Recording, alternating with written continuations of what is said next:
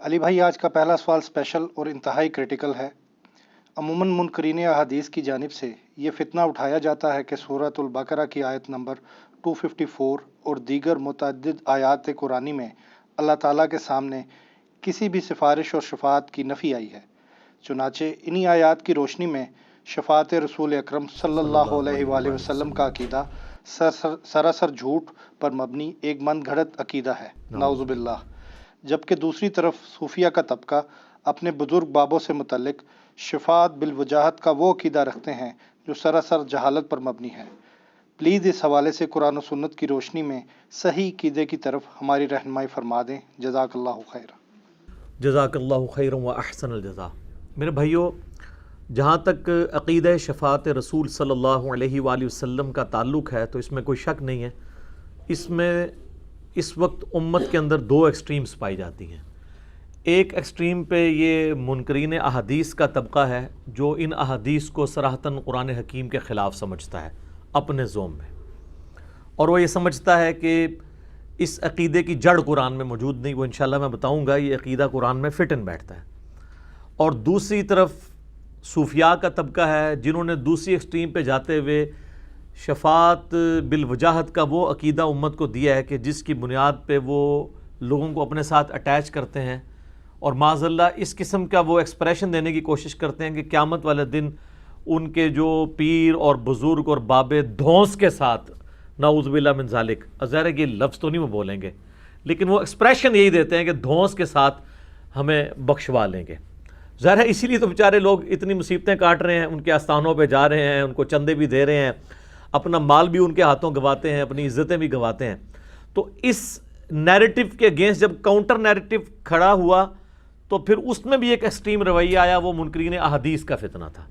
انہوں نے کہا کہ یہ احادیث بیسیکلی بنیاد بنی ہے اس سارے مسئلے کی، لہٰذا آپ ان احادیث سے جان چھڑا لیں تاکہ آپ اس عقیدے سے بھی جان چھڑا لیں گے۔ یہ بالکل اسی طریقے سے ہے کہ اگر کسی کے ناک پہ مکھی بیٹھ جائے تو وہ کہ جی مکھی اڑانے کی کیا ضرورت ہے، ناک ہی کاٹ دیں تاکہ اندر کوئی مکھی نہ بیٹھے۔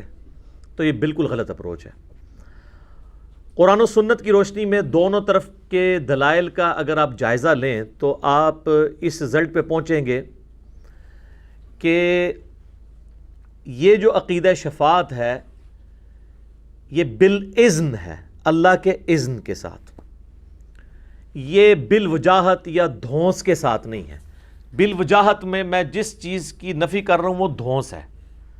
ویسے اگر آپ بالوجاہت کہیں تو یقیناً اللہ تعالیٰ کے انبیاء، ان کے اہل بیت، ان کے اصحاب اور صحیح العقیدہ اولیاء اللہ وہ اللہ کے حضور وجاہت تو رکھتے ہیں، لیکن وہ اس وجاہت کی بنیاد پہ دھونس سے کوئی بات نہیں منوائیں گے، بلکہ اللہ تعالیٰ ان کو اسپیشل پروٹوکول دے گا مہمان خصوصی کے طور پہ، جس طرح دنیا کے اندر بھی ہوتا ہے کہ کبھی کسی کالج یا یونیورسٹی کے اندر جب کسی اسٹوڈنٹ کو انعام دیا جاتا ہے تو وہ کالج یا یونیورسٹی کی انتظامیہ کسی بڑے آدمی کو بلاتی ہے، اس کے تھرو وہ انعام دلواتی ہے۔ اس میں کسی بیوقوف آدمی کے دماغ میں بھی یہ چیز نہیں آتی ہے کہ یہ انعام مجھے اس بڑی ہستی نے دیا ہے، بلکہ وہ یہ سمجھتے ہیں یہ اسکول کی انتظامیہ دے رہی ہے اس کے ذریعے اس کی عزت افزائی کے لیے۔ بالکل اس طریقے پر دنیا میں جس کو بھی اس حوالے سے پروٹوکول قیامت والے دن ملنا ہے وہ اللہ تعالیٰ کے فضل سے ہے، اور وہ پروٹوکول جو اس شخص کو دیا جائے گا وہ اس کی عزت افزائی ہے، نہ وہ یہ سمجھتا ہے کہ یہ میرا اختیار ہے، نہ اس کے ذریعے جس کو شفاعت ملے گی اس کو یہ سمجھنا چاہیے کہ یہ اس کی وجہ سے ہوا ہے۔ سب کا یہ عقیدہ ہونا چاہیے کہ اللہ کی وجہ سے ہوا ہے۔ تو یہ اگر بنیادی بات کلیئر ہوگی تو آپ کو عقیدہ شفاعت سمجھ آ جائے گا، اور دونوں طرف کی جو ایگزیجریشنز ہیں اس سے آپ کی جان چھوٹ جائے گی۔ اس میں یہ بات بھی یاد رکھیے گا کہ نہ تو صرف کوئی شخص اپنے اعمال کے اوپر بھروسہ کر کے بیٹھ سکتا ہے، اور نہ کوئی شخص صرف اور صرف اللہ تعالیٰ کی رحمت یا شفاعت رسول صلی اللہ علیہ وآلہ وسلم کے اوپر بھروسہ کر کے بیٹھ سکتا ہے۔ یہ دونوں ایکسٹریم رویے ہیں۔ حق جو ہے وہ اس کے درمیان ہے کہ اعمال بھی کرنے ہیں اور اللہ کی رحمت اور اس کے محبوب صلی اللہ علیہ وآلہ وسلم کی شفاعت کی امید بھی رکھنی ہے۔ تو پھر اکثر کبھی دماغ میں یہ بھی سوال آ جاتا ہے کہ اگر اعمال ہی کرنے ہیں تو پھر رحمت کی یا شفاعت کی ضرورت کیوں پڑے گی؟ اس لیے کہ کوئی شخص یہ دعویٰ کر سکتا ہے کہ اس کا ہر عمل جو ہے پرفیکشن کے ساتھ ہے، کوئی نہیں دعویٰ کر سکتا. تو ہمارے جو اعمال کے اندر کوتاہی رہ جاتی ہے، کہیں پر خشوع خضوع کی کمی رہ جاتی ہے، کہیں پر ارکان کو ادا کرنے کی کمزوری رہ جاتی ہے، اس کی کمپنسیشن، اس کمزوری کا ازالہ اللہ کی رحمت اور اس کے محبوب صلی اللہ علیہ وآلہ وسلم کی شفاعت کے ذریعے ہوگا. اس کو سپورٹی وہ حدیث ہے جو صحیح بخاری اور صحیح مسلم دونوں میں موجود ہے. اللہ کے محبوب صلی اللہ علیہ وآلہ وسلم نے فرمایا کوئی شخص بھی محض اپنے اعمال کی بنیاد پر جنت میں داخل نہیں ہوگا. ایک صحابی نے بڑی جرت کر کے پوچھ لیا اے اللہ کے رسول آپ بھی؟ ہائے ہائے سر یہ آپ کے زمانے میں بات ہوتی تو 295C لگتی، کیونکہ آپ تو ہر چیز کو گستاخی بنا دیتے ہیں. اور صحابہ کو آپ دیکھیں نبی الاسلام نے کوئی بیریئر نہیں رکھا، وہ ڈائریکٹ کوسچن کر سکتے تھے اور اسے گستاخی نہیں سمجھا جاتا تھا. اور فائدہ کیا ہوا؟ آپ علیہ السلام نے عقیدہ کلیئر کر دیا. جب انہوں نے کہا یا رسول اللہ آپ بھی؟ آپ فرمایا ہاں میں بھی، جب تک میرے رب کی رحمت مجھے ڈھانپ نہ لے. الفاظ ذرا دیکھیں، میں بھی محض اپنے اعمال کی بنیاد پہ جنت میں نہیں جاؤں گا. تو اگر نبی علیہ السلام محض اعمال کی بنیاد پہ جنت میں نہیں جائیں گے تو کوئی اور شخص کیسے دعویٰ کر سکتا ہے کہ میں اللہ تعالیٰ کی رحمت سے یا نبی صلی اللہ علیہ وآلہ وسلم کی شفاعت سے اپنے آپ کو آزاد کروا لوں؟ ناٹ ایٹ آل، ایسے ہو نہیں سکتا. قرآن حکیم میں میرے بھائیوں جن آیات کے اندر شفاعت کی یا سفارش کی نفی آئی ہے کیٹاگوریکلی، وہ اس شفاعت کی نفی آئی ہے کہ جو شفاعت بغیر اعمال کے، بغیر اللہ کے احکامات کی پیروی کیے، صرف سفارش کے اوپر دھونس کے ساتھ کوئی شخص کسی کو بخشوا کے لے جائے. واقعی یہ والی شفاعت تو ہے ہی نہیں ہے.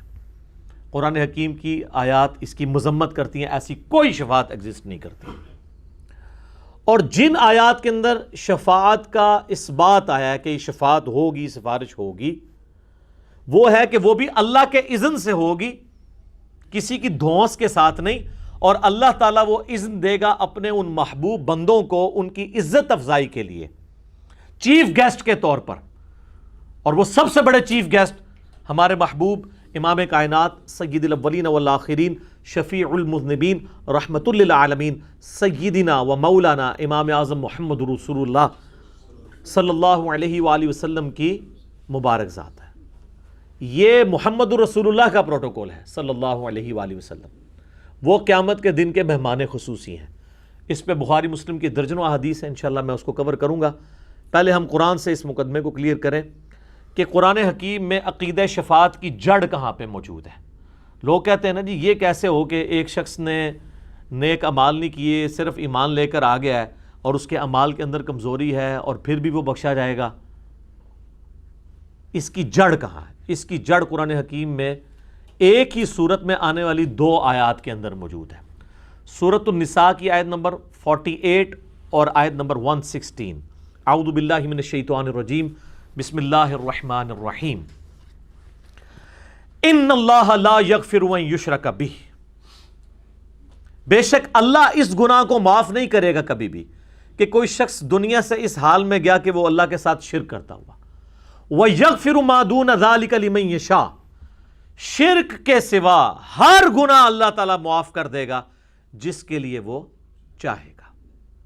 وَمَن يُشْرِكْ بِاللَّهِ فَقَدْ ضَلَّ ضَلَالًا بَعِيدًا، جو کوئی اللہ کے ساتھ شرک کرے وہ گمراہی میں جا پڑا، اور گمراہی میں بھی بڑی دور کی گمراہی میں جا پڑا. یہ میرے بھائیوں یہ جو آیت 2 دفعہ ریپیٹ ہوئی ہے تھوڑے سے فرق کے ساتھ، سورہ نساء آیت نمبر 48 اور 116، اس میں جڑ موجود ہے کہ جس نے شرک نہ کیا ہوا اس کے نامہ اعمال میں کوئی بھی اور گناہ ہوا الٹیمیٹلی اللہ تعالیٰ اسے بخش دے گا. امید ہے، اوپن لیسنس نہیں ہے. تو اب اللہ تعالیٰ کو کوئی پوچھ سکتا ہے کہ یا اللہ اس نے شرک تو نہیں کیا تھا، اس نے فلاں گناہ کیا، یہ فلاں گناہ کبیرہ کا مرتکب تھا، جس طرح منکرین احادیث کرتے ہیں سورۃ البقرہ سے آیات پیش کر کے. اور یہ آپ کو پتہ ہے معتزلہ کا بھی عقیدہ تھا، وہ کہتے تھے جو گناہ کبیرہ کرنے والا ہے وہ ہمیشہ دوزخ میں رہے گا. اور وہ کہتے تھے قرآن میں آیا ہے کہ جو دوزخ میں جائے گا تو وہ کبھی نکالا نہیں جائے گا. ان کو یہ آیات بھول گئی تھی کہ اللہ تعالیٰ شرک کے سوا سارے گناہوں کو معاف کر دے گا تو دوزخ سے نکال کے ہی معاف کرے گا نا. اس کا ان کے پاس کوئی جواب نہیں ہے. اور اگر وہ کہتے ہیں کہ شرک کے سوا سارے گناہ معاف ہوں گے بغیر جہنم میں جائے ہوئے، پھر تو پورے کا پورا مقدمہ ہی الٹ جائے گا. یہ تو وہ بھی نہیں کہیں گے، وہ کہیں گے نہیں جہنم میں جانا لازمی ہے تاکہ ان گناہوں کا وبال وہ چکھے، اور وہی قرآن میں فٹ ان بیٹھتا ہے۔ ورنہ اگر آپ یہ کہیں گے کہ شرک کے سوا ہر گناہ معاف ہو جائے گا اور جہنم کا بھی پھیرا نہیں لگے گا، پھر تو پورے کا پورا مقدمہ آپ کے اپنے خلاف آ گیا، پھر تو ہم ون ون سچویشن میں دونوں طرف کھڑے ہوئے۔ تو یہ جڑ ہے کہ الٹیمیٹلی اس کو گناہوں سے پاک کر دیا جائے گا جہنم میں ڈال کے، اور وہ اپنی سزا بھگت کے لاکھوں سال بعد، کروڑوں سال بعد، وہ اللہ کو پتہ ہے۔ بولے اعوذ باللہ تعالی اللہم اجرنا من النار۔ الٹیمیٹلی توحید اتنی وزنی چیز ہے کہ وہ نکال لیا جائے گا، اور یہ ہے جڑ یہ آیت کہ شرک اگر نہیں کیا ہوا باقی سارے گناہ جہنم میں جھونکے جانے سے معاف ہو جائیں گے۔ اور قرآن حکیم میں اس کا اشارہ ایک اور جگہ بھی موجود ہے، سورۃ الفرقان کے اندر آیت نمبر 65 کے اندر، کہ اہل ایمان دعا کرتے ہیں والذین یقولون ربنا اصرف عنا عذاب جہنم، وہ کہتے ہیں اے رب ہمارے ہم سے جہنم کا عذاب دور کر دینا، آمین۔ انہا ساءت مستقرا و مقاما، بے شک جہنم ایک لمحے کے لیے بھی رہنے کے لیے بری جگہ ہے، اور ہمیشہ کے رہنے کے لیے بھی بری جگہ ہے۔ تو اس آیت میں اشارہ مل گیا کہ سارے لوگ جو جہنم میں جائیں گے نا، جس طرح منکرین احادیث کہتے ہیں کہ جو جہنم میں چلا گیا وہ نکالا ہی نہیں جائے گا، تو پھر یہ کیوں آیا کہ وہ ایک لمحے کے لیے بھی بری جگہ ہے اور ہمیشہ والی بھی؟ اس کا مطلب ہے کچھ ایسے ہوں گے جو ہمیشہ کے لیے ہوں گے، اور کچھ ایسے ہوں گے جو ہمیشہ کے لیے نہیں ہوں گے، ایک لمحے کے لیے یا چند ٹائم کے لیے۔ کروڑوں سال میں 100 سال ایک لمحہ ہی ہے نا، ہمارے اعتبار سے تو ایک لمحہ نہیں ہے، تو تھوڑے ٹائم پیریڈ کے بعد ان کو نکال لیا جائے گا، اور وہ نکالا جائے گا کیوں؟ ان اللہ لا یغفر ان یشرک بہ ویغفر ما دون ذلک لمن یشاء۔ منکرین احادیث سے جب بھی آپ بات کریں تو ڈاکٹرن پہ بات کیا کریں۔ ان کی عادت یہ ہے کہ آپ ان کا ایک مسئلہ حل کرتے ہیں دوسری طرف بھاگ جاتے ہیں۔ ان کو کہیں ایک اصول پہ کھڑے رہیں کہ آپ کا یہ اصول ہے معتزلہ والا کہ جو جہنم میں گیا وہ اب قیامت تک نہیں، ہمیشہ کے لیے جہنم میں جائے گا، تو آپ کا اصول تو ٹوٹ گیا، کیونکہ اللہ تعالیٰ کہہ رہا ہے ان اللہ لا یغفر ان یشرک بہ۔ تو پھر آپ یہ مانو نا کہ شرک کے سوا باقی گناہوں کی وہ سزا بھگتے گا تو الٹیمیٹلی نکالا جائے گا۔ اب وہ یہ نہ اس کو مان سکتے ہیں نہ تھوک سکتے ہیں۔ اگر مانیں گے تو اپنی ڈاکٹرن ٹوٹ جائے گی، اور اگر انکار کریں گے پھر ان کو یہ کہنا پڑے گا کہ جی وہ جس نے شرک نہیں کیا وہ جہنم میں جائے گا ہی نہیں، پھر تو سر موجے مارو سارے بس شرک نہ کرو باقی سارے کام کر لو، ٹھیک ہے؟ تو وہ ہمارے والی ڈاکٹرن ماننی پڑے گی جو کتاب و سنت میں فٹ ان بیٹھتی ہے، الحمدللہ۔ اچھا، اب میرے بھائیو سورۃ البقرہ کی آیت نمبر 254 جس کا آپ نے حوالہ دیا، آیت الکرسی سے پچھلی آیت، یہ قرآن حکیم میں مختلف انداز میں یہ آیت ریپیٹ ہوئی ہے، سورۃ البقرہ میں 2 دفعہ آئی ہے، اور آیت الکرسی پارہ نمبر 3 میں پہلے ہی پیج کے اوپر یہ آیت بڑی شان کے ساتھ آئی ہے۔ اعوذ باللہ من الشیطان الرجیم، بسم اللہ الرحمن الرحیم۔ یا ایہا الذین آمنوا انفقوا مما رزقناکم من قبل ان یأتی یوم لا بیع فیہ، اے اہل ایمان اللہ کی راہ میں اس کے دیے ہوئے رزق میں سے خرچ کر لو اس دن سے پہلے کہ جب قیامت والا دن یعنی جب آ جائے گا تو کوئی تم سے مال قبول نہیں کیا جائے گا، رشوت نہیں اللہ تعالیٰ لے گا، ولا خلۃ، نہ کسی کی کوئی دوستی کام آئے گی، ولا شفاعت، نہ کسی کی شفاعت کام آئے گی۔ یہ شفاعت وہ ہے جو دھونس والی ہے۔ والکافرون هم الظالمون، اور انکار کرنے والے نہ شکرے وہی ظالم لوگ ہیں۔ پاکستان میں کافر کہہ دیا لوگ کہتے ہیں ساڈے واسطے آیت ہے ہی نہیں، یہ تو ہندوؤں واسطے ہے۔ کفر چاہے کوئی عمل سے کرے چاہے عقیدے سے کرے، اس پہ فٹ ہوتی ہے بات۔ البتہ اس سے اگلی آیت جو ہے آیت الکرسی، اس میں اللہ تعالیٰ نے کنزیکٹو، اس میں تو شفاعت کی کیٹاگوریکل نفی کی، اور اس کے اگلی آیت کے اندر ایک ایکسیپشن بیان کر دی، من ذا الذی یشفع عندہ الا باذنہ، کون ہے جو اللہ کے حضور کسی کی شفاعت کر سکے ہاں اس کے اذن کے ساتھ۔ دنیا میں سفارش کیوں کی جاتی ہے؟ کسی کو پکڑ کے تھانے میں لے گئے تو بڑا آدمی جاتا ہے، وہ کہتا ہے جی آپ کو غلط فہمی ہوئی ہے، بہت شریف آدمی ہے، میں اسے جانتا ہوں، آپ میری سفارش اس کے حق میں قبول کر لیں، میں اس کی گارنٹی دیتا ہوں۔ اللہ کو کوئی کہہ سکتا ہے کہ یا اللہ تو نے غلطی سے پکڑ لیا یہ بندہ، میں جانتا ہوں بڑا اچھا آدمی ہے؟ نا، یہ ادھر صرف آپ سے دعوے کرواتے ہیں۔ کہ جی ہم اس وقت تک جنت میں نہیں جائیں گے جب تک اپنے سارے مریدوں کو نہ لے جائیں. جنت میں تو نہیں لے کے جائیں گے, کہیں اور لے کے جا سکتے ہیں. یہ ساری دھونسیں ہیں ان کی, صرف ادھر کے لیے. آگے تو انہوں نے کھنگڑ نہیں دینا کسی نے. اور دوسری طرف بخاری مسلم سے آپ کو حدیثیں سنا رہے ہوتے ہیں, وہ میں آگے بیان کروں گا کہ انبیاء کی بھی سفارش, انبیاء بھی نفسا نفسی کر رہے ہوں گے. انبیاء نفسا نفسی کر رہے ہوں گے اور شیخ عبد القادر جیلانی, بایزید بستامی, جنید بغدادی بقول ان کے وہ پھڈا ڈال کے بیٹھ جائیں گے. ہائے ہائے ہائے, اور سارا اتنے کھنگڑ نہیں دینا کسی نے. یہ ٹائٹل ہمارے نبی علیہ السلام کا ہے. اور ان کے بعد پھر جب شفاعت کا دروازہ کھلے گا تو بخاری مسلم میں احادیث آتی ہیں, پھر انبیاء بھی سفارش کریں گے, فرشتے بھی کریں گے, نیک لوگ بھی کریں گے. نیک لوگ وہ جنہوں نے اللہ کی عبادت کروائی ہوگی, اپنی نہیں. وہ حدیثیں میں انشاءاللہ بیان بھی بعد میں کر دوں گا. تو اس آیت کے اندر 255 آیت الکرسی کے اندر اس کیٹاگوریکل ڈینائی میں ایک ایکسیپشن آ گئی کہ اللہ کے اذن کے ساتھ کر سکتا ہے, اور وہی شفاعت ہے جس کا ثبوت موجود ہے. سورۃ النبا کی آیت نمبر 37 کے اندر, یہ پارہ نمبر 30 میں جو پہلی سورت ہے, رب السماوات والارض وما بینہما, وہی رب ہے آسمانوں اور زمین کا اور جو کچھ اس کے درمیان ہے. الرحمن لا یملکون منہ خطابا, رحمان وہ ہے کہ کسی کی جرت نہیں کہ اس کے سامنے کوئی کلام بھی کر جائے. یہ ادھر ہی کہتے ہیں جناب وہ پھڑا پا لیں گے, اللہ کہہ رہا ہے جرت نہیں کسی کی بول جائے. یوم یقوم الروح والملائکۃ صفا, اس دن تو حالت یہ ہوگی کہ سارے فرشتے اور روح قدس جبرائیل بھی صف باندھ کے اللہ کے سامنے کھڑے ہوں گے. ہائے ہائے, لا یتکلمون, کلام کی بھی جرت نہیں ہوگی ان کی. جبرائیل کی جرت نہیں ہوگی اور بایزید کی ہوگی. اپنی عقل کا ماتم کریں, اس وشفل تھنکنگ میں آپ اپنی زندگی گزارتے رہیں. پھر میں نے یہ بتایا تھا اسی چیپٹر میں لکھا ہوا ہے کہ بایزید بستامی کہتے تھے جب ان سے لوگ پوچھتے تھے بتائیں قیامت والے دن لوگ آپ کے جھنڈے کے نیچے ہوں گے یا محمد صلی اللہ علیہ وآلہ وسلم کے جھنڈے کے نیچے ہوں گے, تو وہ کہتے تھے میں قسمیہ کہتا ہوں کہ محمد اور تمام نبی اور پوری مخلوق میرے جھنڈے کے نیچے ہوگی. اور اس کے آگے تعویل کی ہے مصنف نے, عطار صاحب نے. عطار صاحب کہتے ہیں اس سے کوئی گستاخی نہ سمجھے, اور کی نہیں سمجھے بھی گستاخی. وہ کہتے ہیں اصل میں نا اس طرح کے کلمات ان کے منہ سے نکل جایا کرتے تھے.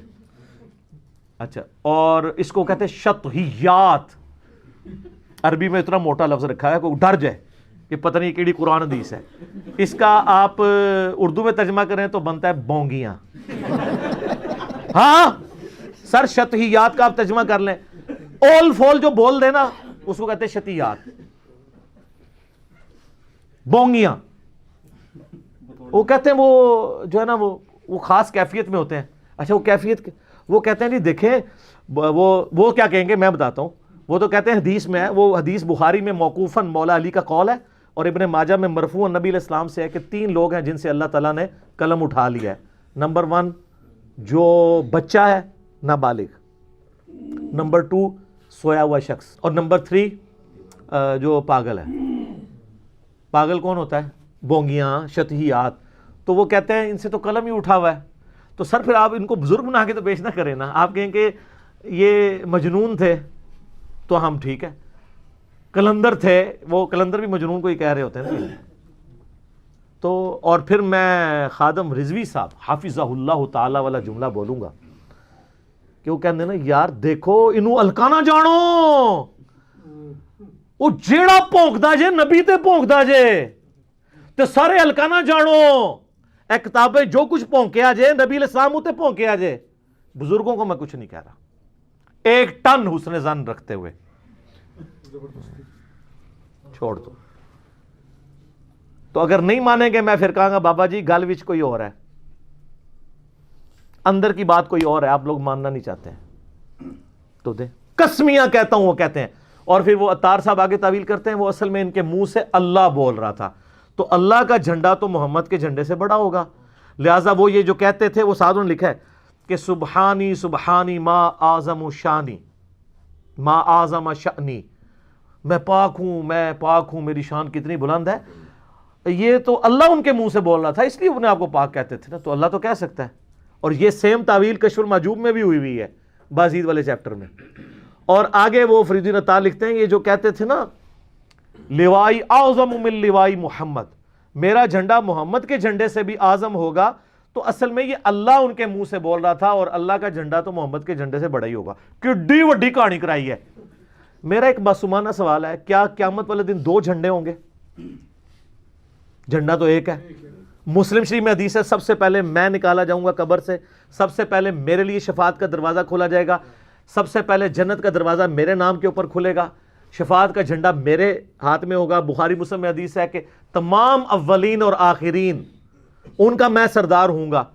تو جھنڈا تو ہے ہی ایک قیامت والے دن، لواء الحمد، وہ تو نبی علیہ السلام کے ہاتھ میں ہوگا۔ یہ دوسرا جھنڈا کون سا ہے؟ کہانیاں کس طرح تعویل کرتے ہیں۔ بابا آیا تو عشق رسول بھی ختم، اور وہ جی گھل ہلکا نہ جانو وہ بھی ختم، سب کچھ ختم ہو گیا۔ تو میں تو یہ آپ لوگوں کا پیچھا کروں گا سر، جب تک آپ کی کتابوں کی پرنٹنگ بند نہیں ہوتی ہے۔ میں آپ کی عوام کو یہ بات بتاؤں گا، اس لیے بتا رہا ہوں کہ مجھے خود انہی باتوں نے، جو آپ ہمیں کہانیاں کراتے تھے نا کہ باقی سارے گستاخ رسول ہیں، میں نے جو بریلویت کا بند توڑا ہے نا، 31 سال تک میں پیدائشی بریلوی تھا، تو میں اب اگر اس بند کو توڑ کے آیا ہوں نا، تو پھر گستاخیاں چاہے دیوبندیوں کی ہوں، بریلویوں کی ہوں، اہل حدیث کی ہوں، شیعہ کی ہوں، سب کو ایک نظر سے دیکھیں گے ہم۔ تو آپ ہمیں کہانی کراتے تھے جی با خدا دیوانہ باش با محمد ہوشیار، کہ جی دیوانگی اللہ کے لیے ہو سکتی ہے، سبحانی معظم و شانی کسی نے کہہ دیا، ان الحق کہہ دیا، اللہ کے لیے دیوانگی کر رہے ہیں نا، لیکن محمد کے لیے دیوانگی نہیں ہو سکتی، وہاں آپ کو شریعت کا دامن چھوڑنا نہیں ہوگا۔ تو یہ سب کچھ تو نبی علیہ السلام کے ساتھ آپ لوگ کر رہے ہیں، لوائی اعظم من لوائی محمد نبی علیہ السلام کے ساتھ کر رہے ہیں نا۔ اب آپ شتیہات کا سہارا کس طرح لیں گے؟ آپ وہ مسلم شریف کی حدیث کا سہارا کیسے لیں گے کہ وہ غلطی سے ایک بندے کی زبان سے خوشی میں نکل گیا کہ اللہ تو میرا بندہ میں تیرا رب، اور وہ ایک بار نکلا، اس میں آگے الفاظ ہے من شدت الفرح، اس ایک واقعے کو لکھ کے کہتے ہیں کہ یہ کر رہے ہیں۔ تو یہ بھی اللہ کے بارے میں تو آپ لیم ایکسکیوز لے سکتے ہیں، نبی علیہ السلام کے بارے میں پھر بھی نہیں۔ ہم بايزید کو کوئی برا نہیں کہتے، ہو سکتا ہے اس بیچارے نے نہ کہا ہو، اگر کہا ہے تو اس کا اور اللہ کا معاملہ ہے۔ الا من اذن له الرحمن، ہاں جسے رحمان نے عزت دیا ہوگا، وقال صوابا، اور وہ بات بھی پھر سیدھی کرے، ہینکی پھینکی نہیں مار سکتا، ادھر ادھر کی نہیں کر سکتا، جھوٹی سفارش نہیں کر سکتا۔ تو اس سے بھی پتہ چلا کہ کوئی تو ایک ہے ایسا جس کو رحمان نے اذن دیا ہوا ہے، ورنہ بار بار اذن کا ذکر نہ ہوتا، ہمیشہ کیٹاگوریکل ڈینائل ہوتا، مطلقاً ڈینائل نہیں آیا، اگر آیا تو ساتھ ایکسیپشن بھی بار بار آئی، اس کے علاوہ بھی کئی ایک آیات ہیں۔ اچھا، اب یہ ڈینائی کرنے کی وجہ یہ تھی کہ کوئی اللہ کو نکال کے اللہ کے بندوں کو نہ کو بڑا سمجھ لے، اس لیے اس بالاذن شفاعت کو بھی اللہ نے اپنی طرف منسوب کیا ہے۔ سورۃ الانعام آیت نمبر 51 کمال آیت ہے، اللہ تعالیٰ نے عقیدہ سمجھا دیا۔ وَأَنذِرْ بِهِ الَّذِينَ يَخَافُونَ أَن يُحْشَرُوا إِلَىٰ رَبِّهِمْ، اے نبی اس قرآن کے ذریعے ان لوگوں کو ڈر سنائیے جو خوف رکھتے ہیں اس بات سے کہ انہیں اللہ کے حضور پیش ہونا ہے قیامت کے دن۔ لَيْسَ لَهُم مِّن دُونِهِ وَلِيٌّ وَلَا شَفِيعٌ، ان کو یہ بتا دیں کہ اللہ کے سوا نہ تو کوئی ان کا دوست ہوگا اور نہ کوئی سفارشی، لَعَلَّهُمْ يَتَّقُونَ، تاکہ وہ ڈر جائیں۔ اب اس میں تو پھر آ گیا جی اللہ کے علاوہ کوئی سفارشی نہیں ہوگا، مراد اللہ جس کو شفاعت کا اذن دے گا وہ کرے گا، خود نہیں کوئی کرے گا۔ اسی طریقے سے سورہ الزمر کی آیت نمبر 19 ہے، کمال ہے، وہ بھی کلائمیکس ہے اس کا، عقیدہ شفاعت کلیئر کرنے کے لیے۔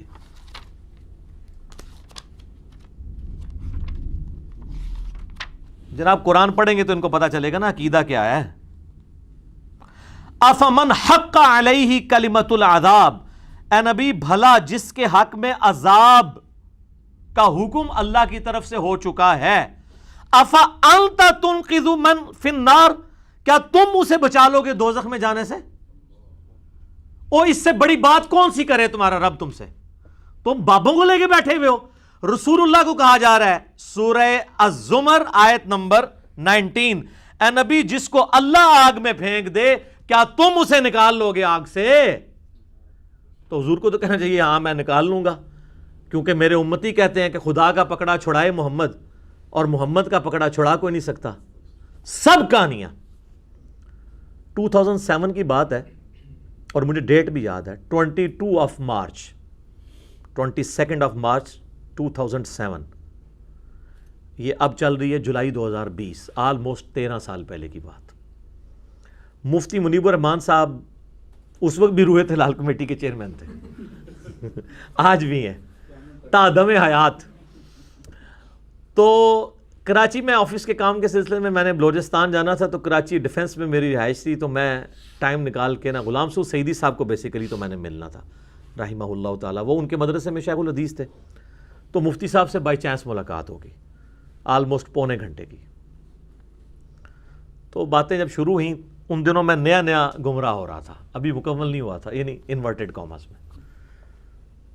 مفتی صاحب کہنے لگے کہ دیکھیں کتنے افسوس کی بات ہے، ہم بریلویوں کے پلیٹ فارم کے اوپر شرکیہ نعتیں پڑھی جا رہی ہیں. میں حیران ہو گیا کہ یار شرک کا لفظ تو یہ کبھی استعمال ہی نہیں کرتے، ماں بہن کی گالی سمجھتے ہیں، وہ تو شرک کو ختم کیے بیٹھے ہیں، اس لیے ان کی وہاں کر بھی رہی ہے، ان کو پتہ ہی نہیں ہے. میں نے کہا جی مفتی صاحب کون سی؟ کہتے ہیں یہ دیکھیں نا شعر نہیں پڑھتے، خدا کا پکڑا چھڑائے محمد، محمد کا پکڑا چھڑا نہیں کوئی نہیں سکتا. وہ کہتے ہیں یہ کون سا دین ہے جو پریزنٹ کر رہے ہیں؟ تو ایک جملہ انہوں نے بولا کہ یہ شان الوہیت اور شان رسالت کے مقابلے کرواتے ہیں، اور یہ بڑے گستاخ رسول ہیں کہ ممبروں پر اللہ اور رسول کا مقابلہ کرواتے ہیں. وہ کہتے ہیں میں تو اتنا ڈر گیا ہوں کہ میں کسی محفل نعت میں جاتا ہی نہیں ہوں، کہ مجھے پتہ ہے یہ اوٹ پٹانگ شعر پڑھیں گے اور اگر میں ان کو نہیں ٹوکوں گا تو میں اللہ کے حضور پکڑا جاؤں گا. لا الہ الا اللہ محمد رسول اللہ. یہ میرے کئی دوستوں کی موجودگی میں انہوں نے یہ میرے ساتھ یہ بات کی اوپنلی، وہ انکار نہیں کریں گے، ابھی بھی وہ کہنے کو تیار ہو جائیں گے. لیکن ہمیں دکھ یہ ہوتا ہے کہ یہ لوگ نجی محفلوں میں تو رونا پیٹنا کرتے ہیں، پبلکلی یہ بات نہیں کرتے کیونکہ پبلک خلاف ہو جائے گی. تو یہ نہ سمجھیں کہ انہوں نے اپنا عقیدہ صحیح رکھا ہوا ہے تو قیامت والے دن یہ کہیں گے یا اللہ ہمارا تو عقیدہ صحیح تھا نا، ہماری عوام کا ٹھیک نہیں ہے تو ہماری کوئی ذمہ داری نہیں. ان کی ذمہ داری ہے. تنظیم المدارس کے صدر ہیں پاکستان کے، بریلویوں کا جو بورڈ ہے نا درس نظامی کا علماء کا، اس کے صدر ہیں مفتی منیب صاحب. تو چھوٹی پوسٹ ہے. تو اگر یہ لوگ نہیں بتائیں گے تو اللہ کے حضور مجرم ہوں گے. تو مجھے بائی چانس یہ بات ذہن میں آ گئی. اب آپ اس کے برعکس نبی علیہ السلام کا ایٹیچیوڈ کیا ہے؟ بخاری اور مسلم دونوں میں حدیث ہے کوئی شخص محض اپنے اعمال کی بنیاد پہ جنت میں داخل نہیں ہوگا. یہ کہہ رہے ہیں خدا کا پکڑا چھڑائے محمد، محمد کا پکڑا چھڑا کوئی نہیں سکتا. تو محمد رسول اللہ کا بھی عقیدہ سنو صلی اللہ علیہ وآلہ وسلم. صحابہ نے جرت کر کے پوچھ لیا یا رسول اللہ آپ بھی؟ آپ فرمایا ہاں میں بھی، جب تک میرے رب کی رحمت مجھے ڈھانپ نہ لے میں بھی محض اپنے اعمال کی بنیاد پہ جنت میں نہیں جا سکتا. تو سر بابے کدھر؟ اور بخاری اور مسلم کی وہ حدیث یاد رکھیں جب آیت نازل ہوئی نا سورہ الشعراء کی، آیت نمبر ہے وہ 214، وَأَنذِرْ عَشِيرَتَكَ الْأَقْرَبِينَ. اے نبی اپنے قریبی رشتہ داروں کو آخرت کا ڈر سنائے. تو سر بخاری اور مسلم دونوں کے الفاظ ہیں، نبی علیہ السلام اپنے ایک ایک قریبی رشتہ دار کے پاس آئے. آپ نے کہا میرے چچا عباس اپنے آپ کو دوزخ کی آگ سے بچا لے، اگر اللہ نے پکڑ لیا میں تیرے کچھ کام نہیں آؤں گا. اور الفاظ کیا ہیں؟ اے نبی کے چچا عباس اپنے آپ کو بچا لے، اگر اللہ نے پکڑ لیا میں تیرے کچھ کام نہیں آؤں گا. اے اللہ کے نبی کی پھپھی صفیہ اپنے آپ کو دوزخ کی آگ سے بچا لے، اگر اللہ نے پکڑ لیا تو میں تیرے کچھ کام نہیں آؤں گا. اے میری بیٹی فاطمہ اپنے آپ کو دوزخ کی آگ سے بچا لے، میرے مال سے جو کچھ لینا ہے تو لے لے، لیکن اللہ نے اگر تجھے قیامت والے دن پکڑ لیا تو میں تیرے کچھ کام نہیں آؤں گا. یار اس کے علاوہ کس طریقے سے کوئی شخص واضح کر کے باتوں کو بتا سکتا ہے؟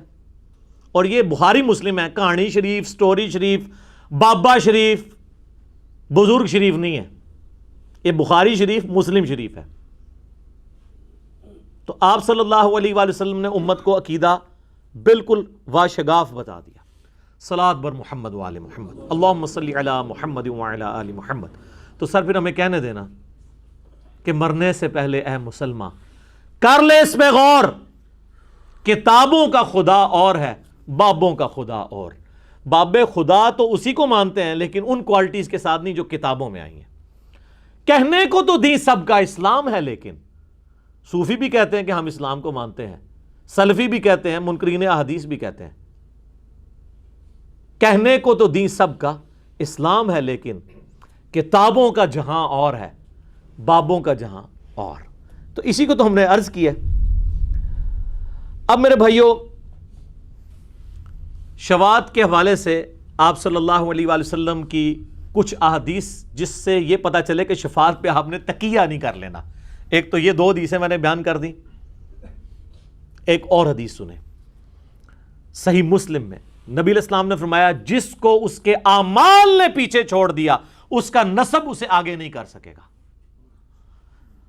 یہ پورے کے پورے جو سید زادوں نے جو غلط ہے ان میں لوگ جو ڈرامہ رچایا ہوا ہے نا, الٹا وہ ہمیں کہہ رہے ہوتے ہیں امتی, ہم ان کے امتی نہیں ہیں, نبی علیہ السلام کے امتی. پورا ڈرامہ اس میں ختم ہے. نبی علیہ السلام فرمایا جس کے اعمال نے اسے پیچھے کر دیا اس کا نسب اسے آگے نہیں کر سکے گا. تو سید فخر کس پہ کرتے ہیں؟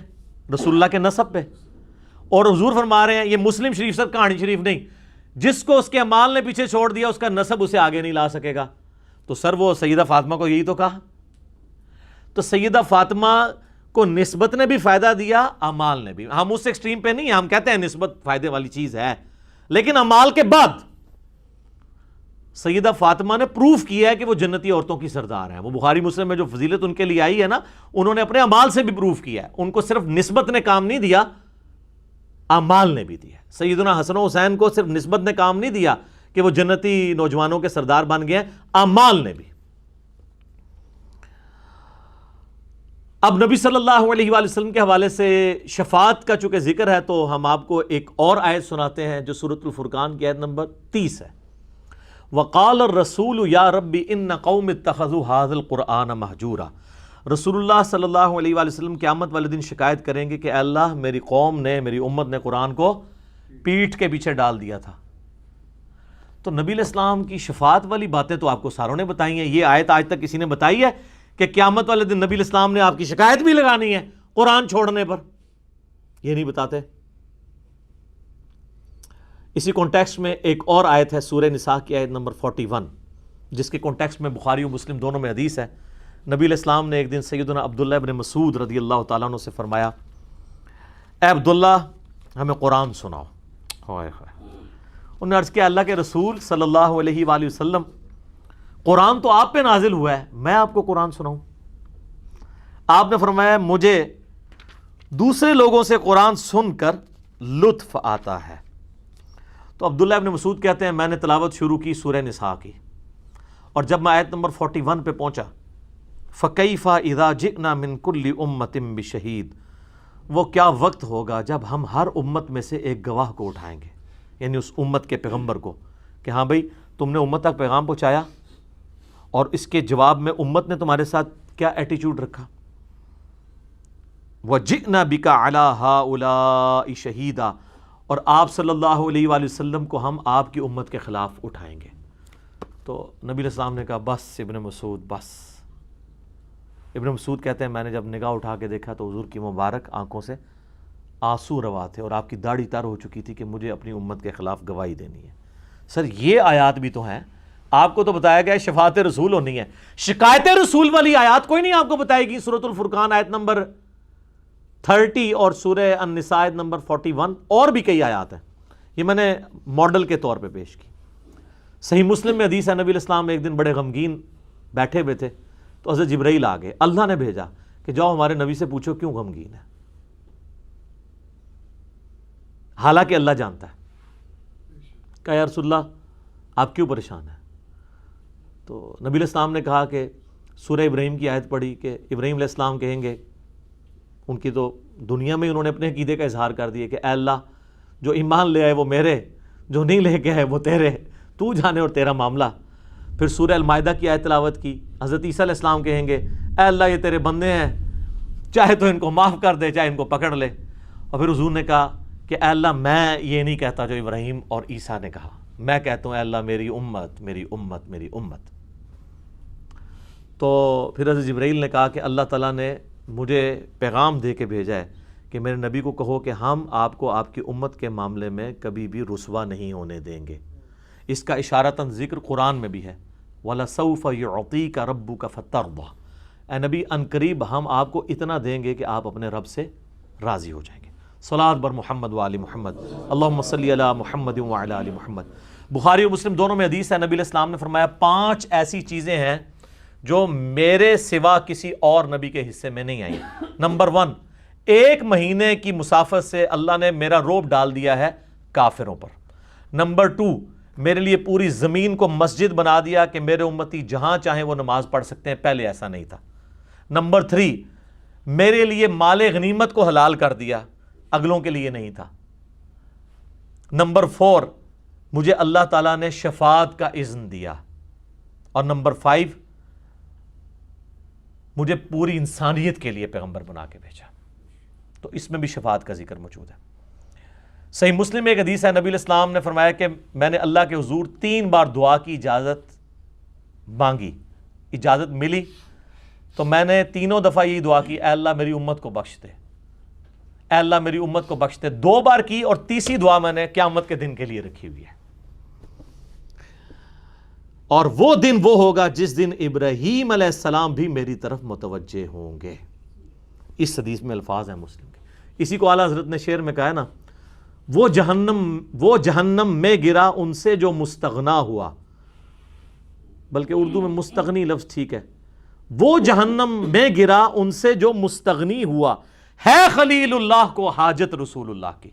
جو کہنا مجھے رسول اللہ کی حاجت نہیں، ان کی شفاعت کی ضرورت نہیں، وہ جہنم میں جائے گا۔ خلیل اللہ کو جب حاجت ہے تو اور تو سب کو ہوگی، ان سے بڑا تو کسی کا مرتبہ نہیں نبی علیہ السلام کے بعد۔ 5 اولو العزم پیغمبر ہے نا، سیدنا نوح علیہ السلام، نبی علیہ السلام کے بعد ابراہیم علیہ السلام، اور پھر نوح علیہ السلام، موسیٰ علیہ السلام اور عیسیٰ علیہ السلام، 5 اولو العزم پیغمبر۔ ان کا ذکر سورۃ الاحزاب کے اندر موجود ہے، سورہ شورا کے اندر، کہ یہ 5 اولو العزم پیغمبر ہیں۔ صحیح بخاری اور صحیح مسلم میں یہ مشہور حدیث جو میں نے کئی دفعہ بیان کی ہے کہ اللہ تعالیٰ نے ہر نبی کو کوئی نہ کوئی مقبول دعا دی تھی جو اس نے اس دنیا میں کر لی، اور میں نے اپنی دعا اپنی امت کے لیے سنبھال کے رکھی ہے۔ میری اس دعا سے میرے ہر امتی کو نفع پہنچے گا سوائے اس شخص کے جس نے اللہ کے ساتھ کسی قسم کا شرک کیا ہوا۔ مشرک کے لیے شفاعت نہیں ہے، موحد کے لیے ہے۔ صحیح مسلم میں ایک اور حدیث ہے، ابن مسعود کہتے ہیں کہ شب معراج نبی علیہ السلام کو 3 تحفے ملے۔ نمبر 1، 5 نمازوں کا، نمبر 2، سورۃ البقرہ کی آخری 2 آیات، اور نمبر 3، جو شرک نہیں کرے گا اس کی مغفرت کر دی جائے گی۔ اور بخاری مسلم کی وہ حدیث جو معاذ ابن جبل کو حضور نے پیٹھ کے پیچھے بٹھایا تھا، آپ نے فرمایا معاذ، کہا لبیک یا رسول اللہ، جانتے ہو کہ اللہ کا اپنے بندوں پہ کیا حق ہے؟ کہا اللہ اور اس کا رسول بہتر جانتے ہیں۔ فرمایا اللہ کا اپنے بندوں پر یہ حق ہے کہ وہ صرف اسی کی عبادت کریں اور اس کے ساتھ کسی کو شریک نہ ٹھہرائیں۔ صرف عقیدہ توحید نہیں، پریکٹیکلی عبادت بھی کر کے بتائیں۔ پھر سواری تھوڑے آگے گئی تو پھر آپ نے کہا معاذ لبیک یا رسول اللہ، جانتے ہو جو شخص یہ کر لے اس بندے کا اللہ پر کیا حق ہے؟ ہوئے ہوئے ہوئے، کہا اللہ اور اس کا رسول بہتر جانتے ہیں۔ فرمایا ایسے بندے کا حق ہے کہ اللہ تعالیٰ اسے عذاب نہ دے اور جنت میں داخل کر دے۔ سبحان اللہ وبحمدہ، سبحان اللہ العظیم۔ صحیح مسلم میں حدیث ہے، قیامت کے دن میں اولاد آدم کا سردار ہوں، سب سے پہلے مجھے قبر سے نکالا جائے گا، سب سے پہلے میری سفارش قبول ہوگی اور سب سے پہلے سفارش کروں گا بھی میں۔ مسلم شریف میں ایک اور حدیث ہے، سب سے پہلے جنت کے دروازے پر میں دستک دوں گا، پوچھا جائے گا کون، تو میں کہوں گا محمد صلی اللہ علیہ وسلم۔ وہ فرشتہ عرض کرے گا کہ مجھے حکم بھی یہ ہے کہ میں آپ کے سوا کسی اور کے لیے جنت کا دروازہ نہ کھولوں جب تک آپ جنت میں داخل نہ ہو جائے۔ صلاۃ بر محمد و آل محمد، اللہم صلی علی محمد و علی آل محمد۔ یہ ساری حدیثیں بخاری مسلم کی ہیں الحمدللہ۔ ایک وہ حدیث ہے جو ڈیٹیل کے ساتھ بخاری اور مسلم دونوں میں آئی ہے، اس کے کئی ایک طرق آئے ہیں۔ شفاعت والے چیپٹر میں صحیح مسلم میں 77 احادیث ہیں۔ کتنی؟ 77۔ انٹرنیشنل نمبر کے مطابق 457 سے 533 شروع میں 77 احادیث مسلم شریف میں، بخاری میں بھی ہے، مسلم میں 77 حدیث ہیں، اور بخاری میں بھی یہ حدیث موجود ہیں، ان میں سے کئی ایک، اور کمبائنڈ فارم میں آپ کو مشکات میں 46 احادیث کمبائنڈ فارم میں بخاری مسلم کی مل جائیں گی انٹرنیشنل نمبر کے مطابق 5566 سے لے کر 5611 تک۔ جس میں وہ تفصیلی حدیث ہے جو سورہ بنی اسرائیل کی آیت نمبر 79 کے کانٹیکس میں ہے، عَسَىٰ أَن يَبْعَثَكَ رَبُّكَ مَقَامًا مَحْمُودًا، قریب ہے اے نبی صلی اللہ علیہ وآلہ وسلم آپ کا رب آپ کو اس مقام پر فائز کرے گا جہاں ہر کوئی آپ کی تعریف کرے گا۔ مقام محمود تعریف کیا گیا، حمد کیا گیا۔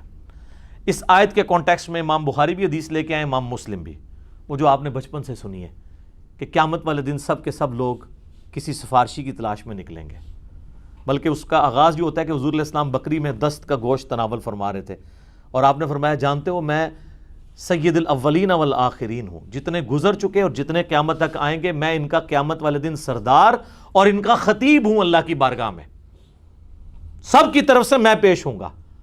پھر آپ نے کہا کہ سنو، قیامت کا دن اتنا سختی والا دن ہوگا، کوئی شخص اپنے پسینے میں ڈبکیاں جو ہے وہ سر تک کھا رہا ہوگا، کوئی سینے تک، کوئی گھٹنوں تک، کوئی ٹخنوں تک، کافی عرصہ اسی طرح گزرے گا۔ پھر لوگ کہیں گے ہم کوئی سفارشی نہ تلاش کریں۔ اچھا کسی کی جرت نہیں ہو رہی ہوگی کہ اللہ سے بات کرے، کیوں؟ لمن الملک اليوم للہ الواحد القہار، سورہ غافر میں جو آتا ہے، سورہ المومن میں، آج کس کی بادشاہت ہے؟ اس اکیلے کی جو سب پہ چھایا ہوا ہے۔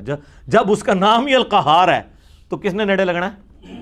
تو سب لوگ کہیں گے ہم آدم کے پاس کیوں نہ چلیں جو ہمارے جد امجد ہیں، جن کو اللہ نے اپنے مبارک ہاتھوں سے جیسا کہ اس کی شان کے لائق پیدا کیا، تو کہیں گے حضرت آدم سے جا کے ان کی تعریفیں بیان کریں گے۔ اے آدم آپ تو پہلے انسان ہیں دنیا پہ، آپ کو اللہ نے اپنے مبارک ہاتھوں سے بنایا، فرشتوں سے آپ کو سجدہ کروایا، تو آج آپ اللہ کے حضور ہماری سفارش نہیں کرتے؟ وہ کہیں گے کہ آج مجھے اپنی غلطی یاد آ رہی ہے کہ مجھے اللہ نے منع کیا تھا، حالانکہ وہ غلطی معاف ہو چکی بھی ہے۔ یہ ہے اللہ کے نیک بندوں کی نشانی۔ اور جو بدماش بندے ہوتے ہیں نا، ان کی نشانی یہ ہوتی ہے کہ ہم جنت میں اس وقت تک نہیں جائیں گے جب تک آپ کو بھی نہ لے جائیں۔ یہ بدماشوں کی نشانی ہوتی ہے۔ نیک وہ ہوتے ہیں کہ جن کی غلطیاں معاف بھی ہوئی ہوں نا، پھر وہ کہتے ہیں کہ آج بھائی آج اللہ تعالیٰ غصے میں ہے کہ پرانا کھاتے ہی نہ کھل جائے، اور بابیاں نو کھنگڑ نہیں دینا کسی نے، تسی کہہ رہے ہو بابے آئے کر لیں گے، تو پھر ہم کیوں نہ کہا کریں کہ مرنے سے پہلے اے مسلمان کر لے اس پہ غور، کتابوں کا خدا اور ہے، بابوں کا خدا اور، وہ پتہ نہیں کس خدا کو مانے میں ہے، اس خدا کو اس طرح مانے جو نبیوں نے آپ کو تعارف کروایا ہے۔ حضرت آدم کہیں گے تم نوح کے پاس جاؤ، اور حضرت آدم نوح علیہ السلام کی تعریف بیان کریں گے کہ وہ آدم ثانی ہیں، اور یہ لوگ آئیں گے کہیں گے کہ آپ کو اللہ تعالیٰ نے حضرت آدم علیہ السلام کے بعد آپ کے ذریعے نسل انسانی چلائی، آپ آدم ثانی ہیں، آپ انبیاء کے جد ہیں اس اعتبار سے کہ سب آپ کی اولاد میں پیدا ہوئے، تو آج آپ سفارش نہیں کرتے؟ وہ کہیں گے کہ میں نے اپنے کافر بیٹے کے لیے شفاعت کی دعا کی تھی، مجھے آج ڈر ہے کہ آج اللہ تعالیٰ اس بات پہ میری پکڑ نہ کر لے، حالانکہ اس کی بھی معافی ہو چکی بھی ہے۔ وہ کہیں گے اس طرح کرو تم ابراہیم کے پاس چلے جاؤ، ابراہیم علیہ السلام کے پاس جائیں گے، کہیں گے آپ تو جد الانبیاء ہیں، خلیل اللہ ہیں، اللہ کے بیسٹ فرینڈ، آپ کی تو تعریف میں قرآن کی آیات ہیں۔ سر ابراہیم سے اوپر کون ہو سکتا ہے؟ ہمارے نبی علیہ السلام کو قرآن میں کہا گیا کہ آپ ابراہیم کی ملت کی پیروی کریں۔ ابراہیم علیہ السلام کہیں گے کہ مجھے آج اپنی غلطی یاد آ رہی ہے، دنیا میں مجھے 3 دفعہ توریتاً جھوٹ بولنا پڑا تھا، یا آپ توریہ کہہ لیں، تو آج تو مجھے وہ غلطی یاد آ رہی ہے کہ کہیں اللہ تعالیٰ میری پکڑ نہ کر لے۔ تو 3 مواقع پہ بولنا پڑا۔ ایک بار انہوں نے اپنی بیوی کو بادشاہ کے غضب سے بچانے کے لیے کہہ دیا یہ میری بہن ہے، اور دل میں یہ سوچا کہ اسلام کے رشتے میں۔ اسی طریقے سے جب قوم جا رہی تھی وہ میلے کے اوپر، تو انہوں نے توریہ کیا ستاروں کی طرف دیکھ کے اور کہا کہ میں بیمار ہوں، ٹھیک ہے۔ اور تیسری دفعہ جب انہوں نے بت توڑ دیے تھے، انہوں نے کہا اس کے بڑے نے کیا ہوگا، اور اشارہ دل میں اپنی طرف تھا۔ اس طرح کا توریہ کرنا جائز ہے، تقیہ کہہ لیں اسے، توریہ کہہ لیں۔ بہرحال اللہ کے نیک بندے تو ڈرتے ہیں۔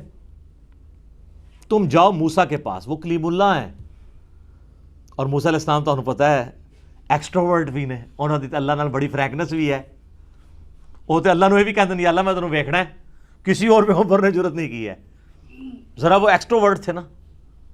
تو لیکن سر قیامت ہے، ایسے نہیں رکھیو، اے موسیٰ علیہ السلام وہ موسیٰ نہیں جو اس روح ارض علیہ موسیٰ نے، ایک قیامت علیہ موسیٰ نے۔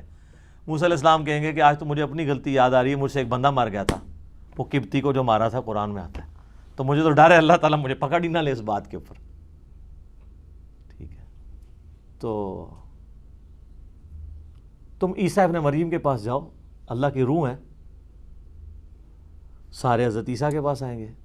عیسیٰ ابن مریم کہیں گے کہ نہیں, آج میں اس کا اہل نہیں ہوں کہ میں سفارش کر سکوں. ویسے ترمذی میں اس کا ایک ٹکڑا ملتا ہے, کمزور ہے لیکن وہ فٹ ان بیٹھتا ہے قرآن میں. وہ کہیں گے کہ آج مجھے اپنا ڈر ہے کہ مجھے تو لوگوں نے خدا مان لیا تھا. تو سر سورۃ المائدہ کے آخری رکوع میں نہیں آتا, اللہ تعالیٰ پوچھے گا نہیں اے عیسیٰ تو نے لوگوں سے کہا تھا کہ تجھے اور تیری ماں کو الہ ٹھہرا لیا جائے؟ کہیں گے یا اللہ میری کیا ضرورت تھی کہ میں وہ کہتا جس کا میں اہل ہی نہیں ہوں. اور وہ کیا دردناک گفتگو ہے, یوٹیوب پہ میری چڑھی ہوئی ہے گفتگو. تو کہیں گے آج ایک شخص ہے جس کو اللہ تعالیٰ نے امن دیا ہے اور جس کی اگلی اور پچھلی خطائیں اللہ نے معاف کر دی ہیں, تم محمد رسول اللہ کے پاس جاؤ صلی اللہ علیہ وآلہ وسلم. حضور کہتے ہیں سب کے سب میرے پاس آئیں گے, میں اللہ کے حضور سجدہ کروں گا, جب تک اللہ چاہے گا میں سجدے میں رہوں گا, پھر میں سجدے سے سر اٹھاؤں گا, مجھے اللہ اپنے حمد کے ایسے کلمات سکھائے گا جو ان کلمات کے ساتھ میں اللہ کی طرف متوجہ ہوں گا جو آج مجھے نہیں پتا. اسی یار یہ سارا پلان تو اللہ کر رہا ہے, کلمات بھی اللہ سکھا رہا ہے کہ یہ پڑھو تو میرا غصہ ٹھنڈا ہوگا, پھر شفاعت کا دروازہ کھلے گا اور پھر نبی علیہ السلام شفاعت کرنا شروع کریں گے. اور پھر بخاری مسلم میں آتا ہے کہ جب ونس نبی علیہ السلام کی شفاعت کا دروازہ آپ کے ہاتھوں پہ کھلے گا, پھر انبیاء بھی, فرشتے بھی, اولیاء اللہ بھی شفاعت کریں گے. حتیٰ کہ بخاری مسلم کے الفاظ ہیں کہ آپ علیہ السلام نے فرمایا کہ میں بار بار اللہ کی اجازت سے جاتا رہوں گا, اللہ تعالیٰ ہر دفعہ میرے لیے ایک تعداد مقرر کرے گا. الٹیمیٹلی جب میں آخری دفعہ جاؤں گا تو دروغے جہنم مالک مجھے کہیں گے اب آپ کا کوئی امتی دوزخ میں نہیں سوائے اس کے کہ جسے قرآن نے روک لیا ہے. اور قرآن نے کس کو روک لیا ہے؟ انہ من یشرک باللہ فقد حرم اللہ علیہ الجنہ ومأواہ النار وما للظالمین من انصار. مشرک کے لیے جنت حرام ہے, موحد کے لیے جنت ہے. صحیح مسلم میں حدیث ہے, نبی علیہ السلام کا ایک غلام تھا ربیہ, آپ کو وضو کرواتا تھا. ایک دن سمندری راہ میں جوش میں آیا, فرمایا سل ربیہ مانگ کیا مانگتا ہے؟ وہ بھی تیاری کر کے بیٹھا, اس نے کہا یا رسول اللہ جنت میں آپ کا پڑوس مانگتا ہوں. آپ فرمایا کچھ اور مانگ لیں, انہوں نے کہا نا یا رسول اللہ یہی. فرمایا پھر کثرت سجود سے میری مدد کر, یعنی تو اللہ کی عبادت کر, صرف میرے اوپر نہ بیٹھ, میری شفاعت سے تو جنت میں پڑوس مل جائے گا. اس پہ میں کہتا ہوں رابعہ کا عقیدہ نہ رکھیں, ربیہ کا عقیدہ رکھیں. رابعہ تو کہتی تھی نا میں جہنم کو پانی سے بجھا دوں اور دوزخ کو آگ لگا دوں. مولا علی علیہ السلام کی طرف یہ جھوٹ منسوب کیا ہوا ہے, بالکل غلط, نعوذ باللہ. جامعہ ترمذی میں حدیث ہے انس ابن مالک جنہوں نے 10 سال حضور کو وضو کروایا ہے, بخاری مسلم میں آتا ہے, کہتے ہیں یا رسول اللہ میں قیامت والے دن آپ کو تلاش کہاں کروں, میں آپ سے اپنے حق میں شفاعت کروانا چاہتا ہوں, آپ میری شفاعت کریں گے؟ حضور نے فرمایا ہاں. تو یا رسول اللہ کہاں تلاش کروں؟ انشور کیا, ایڈریس بھی دسو. فرمایا پولیس رات پہ آ جانا. یا رسول اللہ اگر وہاں نہ ہوئے؟ فرمایا میزان عمل پہ آ جانا. یا رسول اللہ وہاں پہ بھی نہ ہوئے؟ فرمایا حوض کوثر پہ آ جانا. ساری جگہ اپنے امتیوں کو میں اکوموڈیٹ کر رہا ہوں. کہا اگر حوض کوثر پہ بھی نہ ہوئے؟ فرمایا نہیں, ان 3 جگہوں میں کسی ایک جگہ تمہیں مل جاؤں گا. تو نبی علیہ السلام میزان عمل پہ سفارش کر رہے ہوں گے اور حوض کوثر پہ کر رہے ہوں گے, پولیس رات پہ کر رہے ہوں گے. رب سلم امتی صلاۃ بر محمد وآل محمد اللہم صلی علی محمد وعلی آل محمد. بخاری مسلم میں حدیث ہے کہ اللہ کے بعض نیک بندے ایسے ہیں کہ اللہ پہ کسی بات کی قسم ڈال دینا, اللہ تعالیٰ ان کی وہ قسم پوری کر دیتا ہے. حتیٰ کہ صحیح مسلم میں 4 حدیثیں اویسے کرنی کے بارے میں, اس میں اویسے کرنی کے لیے بھی ذکر ہے کہ یہ بھی ان بندوں میں سے ایک ہے, اس کی شفاعت سے بھی لوگ جنت میں جائیں گے. بخاری مسلم میں ایک حدیث ہے, ایک شخص حاضر ہوا یا رسول اللہ قیامت کب آئے گی؟ آپ فرمایا قیامت کے لیے کوئی تیاری کی ہے؟ کہ یا رسول اللہ میں کوئی زیادہ نوافل تو نہیں پڑھتا, بس پورا فرائض پورے کرتا ہوں, البتہ میں اللہ اور اس کے رسول سے محبت کرتا ہوں. تو آپ نے فرمایا پھر اللہ اور اس کا رسول تمہارے ساتھ ہوں گے. انس ابن مالک کے الفاظ ہیں اس حدیث میں کہ واللہ ایمان لانے کے بعد رسول اللہ کے کسی فرمان سے ہمیں وہ خوشی نہیں ملی جو اس فرمان سے ملی کہ جو اللہ اور اس کے رسول سے محبت کرتا ہے قیامت والے دن اللہ اور اس کا رسول اس کے ساتھ ہوں گے. پھر بخاری مسلم میں الفاظ ہیں, انس ابن مالک کہتے ہیں اے اللہ میں تجھ سے محبت کرتا ہوں, رسول اللہ سے محبت کرتا ہوں, ابو بکر سے محبت کرتا ہوں, عمر سے محبت کرتا ہوں. گو میرے اعمال ابو بکر اور عمر والے اور رسول اللہ والے نہیں ہیں, لیکن پھر بھی میں امید کرتا ہوں کہ مجھے تو قیامت والے دن رسول اللہ کا، ابو بکر اور عمر کا ساتھ نصیب فرما۔ ہم بھی اللہ کے حضور دعا کرتے ہیں کہ اللہ تعالی ہمیں قیامت والے دن شیخین کا، خلفائے راشدین کا، اہل بیت کا اور نبی صلی اللہ علیہ وآلہ وسلم کا ساتھ نصیب فرمائے، آمین ثم آمین۔ صحیح مسلم میں حدیث ہے کہ جس کے جنازے میں 40 ایسے بندے شریک ہوں جو شرک نہ کرتے ہوں تو اللہ تعالیٰ ان کی شفاعت قبول کر لے گا۔ تو عام بندوں کی بھی شفاعت قبول ہو جاتی ہے لیکن مشرک نہ ہو، اور وہ جس کا پڑھ رہے ہیں وہ بھی مشرک نہ ہو، وہ پہلی شرط ہے، ٹھیک ہے، وہ تو ڈیٹم لیول ہے۔ باقی جو سورہ نساء کی آیت نمبر 64 ہے نا، وَلَوْ أَنَّهُمْ إِذْ ظَلَمُوا أَنفُسَهُمْ جَاءُوكَ، کہ جنہوں نے اپنی جانوں پر ظلم کیا وہ رسول اللہ کے پاس حاضر ہوتے، رسول اللہ ان کے لیے شفاعت کرتے۔ یہ منافقین کے لیے نازل ہوئی تھی، لوگ اسے ایکسٹراپولیٹ کرتے ہیں قیامت تک کے لیے۔ اس کے اوپر میں نے الگ سے ایک لیکچر ریکارڈ کروا دیا ہے، اور وہ ہے وسیلے کے نام پر دھوکہ۔ وہ علیحدہ سے ایک ٹاپک ہے، میں آج شفاعت میں اسے ڈسکس نہیں کر رہا، ورنہ لوگ کہیں گے یہ شفاعت والی تو مین آیت آپ نے چھوڑ دی ہے۔ سر یہ آیت اس پورے لیکچر کے برابر تھی، وہ علیحدہ سے میں ریکارڈ کروا چکا ہوں، ہم انشاءاللہ اپنی ویڈیو کے نیچے اس کا لنک بھی دے دیں گے۔ وسیلے کے نام پر دھوکہ، وسیلے کو ہم مانتے ہیں لیکن وہ جو دھوکہ آپ دے رہے ہیں نا، وہ سارے دھوکے میں نے اس میں ذکر کیے، میں اس کو آج سکپ کرتا ہوں۔ جامعہ ترمذی اور سنن ابن ماجہ میں حدیث ہے، نبی علیہ السلام نے فرمایا کہ میرے پاس اللہ کا ایک قاصد آیا، اس نے کہا یا رسول اللہ، یا تو آپ اپنی آدھی امت بخشوا لیں یا شفاعت کا اذن لے لیں، آپشن ہے۔ تو حضور نے کہا کہ میں نے اللہ تعالیٰ سے شفاعت کا اذن لے لیا، کیونکہ نبی صلی اللہ علیہ وسلم اللہ تعالیٰ کے مزاج کو سمجھتے ہیں کہ آدھی تو پہلے ہی مانا ہوا ہے، تو شفاعت کا اذن لے لوں تو آدھی سے زیادہ بخشوا سکتا ہوں، بالکل۔ جامعہ ترمذی میں، سنن ابن ماجہ میں حدیث ہے کہ میری شفاعت میرے امت کے گناہ کبیرہ کرنے والے لوگوں کے لیے بھی ہے، گناہ کبیرہ کرنے والوں کے لیے بھی۔ بخاری مسلم میں حدیث ہے، نبی علیہ السلام فرمایا کہ جنتیوں کا نصف میری امت سے ہوگا،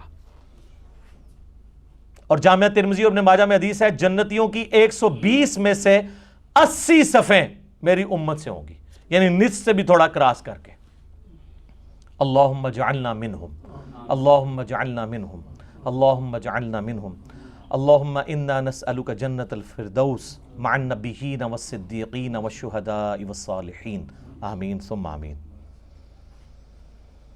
صحیح مسلم میں حدیث ہے، یہ اب میں آخر میں آپ کو وظیفے بتانے لگا ہوں جو جنت تک پہنچنے والے، کہ جو شخص اذان کا جواب دے، اس کے بعد درود شریف پڑھے اور الوسیلہ والی دعا مانگے، قیامت والے دن میری شفاعت اس کے حق میں حلال ہو جائے گی۔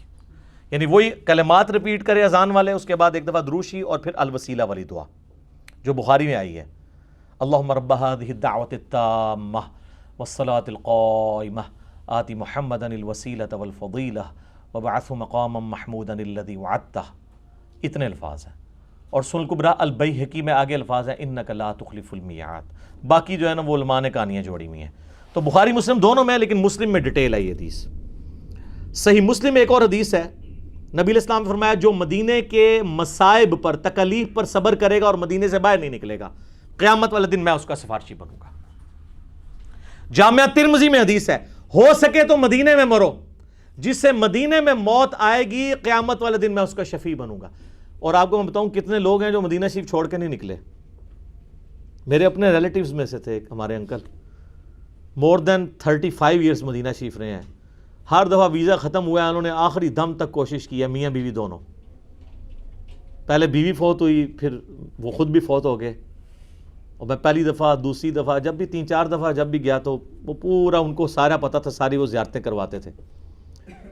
تو آخری دفعہ جب میں 2014 میں گیا تو مجھے، چونکہ وہ فوت ہو چکے تھے، تو میں نے کہا یار اس دفعہ وہ نہیں ہے، ورنہ وہ ساری جگہوں پہ، غزوہ احد والی جگہ پہ، سب جگہ لے کے جاتے تھے۔ بال جو ان کی خواہش تھی اللہ نے پوری کر دی، 35 سال مسجد نبوی میں نماز پڑھی واکنگ ڈسٹنس پہ، اور دفن ہوئے ادھر جا کے۔ تو صحیح بخاری میں ہے، سیدنا عمر دعا کیا کرتے تھے، اللہم ارزقنی شہادتا فی سبیلک، اے اللہ مجھے اپنے راستے میں شہادت کی موت دینا، وجعل موتی فی بلدی رسولک صلی اللہ علیہ وآلہ وسلم، اور اگر مجھے موت آئے تو رسول اللہ کے شہر میں۔ اور سیدنا عمر کی دونوں دعائیں قبول ہوئی ہیں، شہادت کی موت بھی ملی، مسجد نبوی میں زخم لگا، اور اس سے بڑھ کر رسول اللہ کے ساتھ پہلو میں دفن ہوئے جنت کے ٹکڑے میں، ریاض الجنہ جو بخاری و مسلم میں ہے کہ جنت کے ٹکڑوں میں سے ایک ٹکڑا ہے میرے گھر سے میرے ممبر تک، جس پہ امام بخاری نے باب باندھا ہے قبر رسول سے ممبر رسول جنت کا ٹکڑا ہے۔ تو بہرحال ہم اللہ تعالیٰ سے دعا کرتے ہیں کہ اللہ تعالیٰ سیدنا عمر والی جو دعا ہے یہ ہم تمام مسلمانوں کے حق میں قبول و منظور فرمائے. قیامت والے دن بھی اپنے محبوب صلی اللہ علیہ وآلہ وسلم کی شفاعت، آپ کے مبارک ہاتھوں سے حوض کوثر، آپ کے مبارک جھنڈے تلے جگہ اور جنت الفردوس میں اپنے محبوب صلی اللہ علیہ وآلہ وسلم کا پڑوس نصیب فرمائے. اب اذانیں شروع ہو جاتی ہیں انشاءاللہ. بقیہ کے سوالات اذان کے وقفے کے بعد انشاءاللہ تعالی.